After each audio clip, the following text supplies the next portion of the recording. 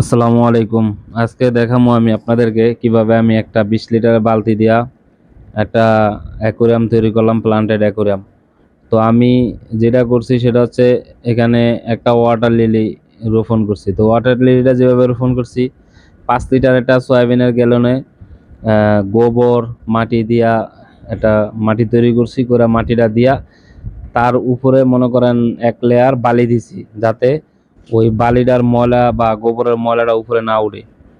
তো 1 লেয়ার বালি দেওয়ার পর এটার ভিতরে আমি এই ওয়াটার লিলি দিয়ে দিছি। দেখেন কিভাবে শ্যাওলা হয়েছে, এটার ভিতরে প্রচুর শ্যাওলা হয়। পরে অগণিত আলহামদুলিল্লাহ প্রচুর ফুল পাই কিন্তু আমি এখান থেকে ওই একবার গোবর দেওয়ার পরে। হ্যাঁ, তো এইভাবে দিয়ে রাখছি। আর উপরে কিছু সমান মনে করেন কচুরি পানা টানা দিয়ে রাখছি। তো কচুরি পানা দেওয়ার কারণে মনে করেন আমার এখানে কিন্তু প্রচুর পরিমাণ রোদ পড়ে। তো রোদ পড়লেও কিন্তু আলহামদুলিল্লাহ আমার মাছের কোনো সমস্যা হয় না, কারণ হচ্ছে ওই পাতাগুলার শাপলার পাতাগুলা থাকার কারণে দেখা যাইতেছে যে ওটাই ছায়া দেয়া রাখে, তাপটা আর নিচে আর যায় না। তারপরে যে এই কচুরি পানা টানা আছে, যার কারণে পানি আর গরম হয় না।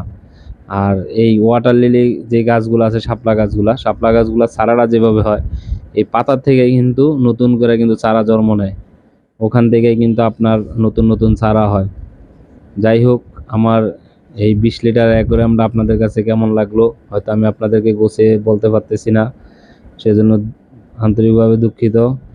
আর আপনারা অনুগ্রহ করে আমার ভিডিওতে লাইক কমেন্ট করেন, আমার ভিডিওগুলো একটু বেশি বেশি দেখেন।